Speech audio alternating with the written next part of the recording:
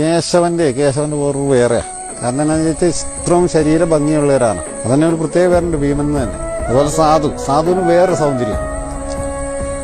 സാധു നമ്മളിപ്പോ കേശവനും സാധുവും അപ്പുറം ഇപ്പുറം ദൂരത്തിൽ പോയി കണ്ടാല് സാധുവിനെ പൊക്കം കൊള്ളു തോന്നിക്കുള്ളൂ.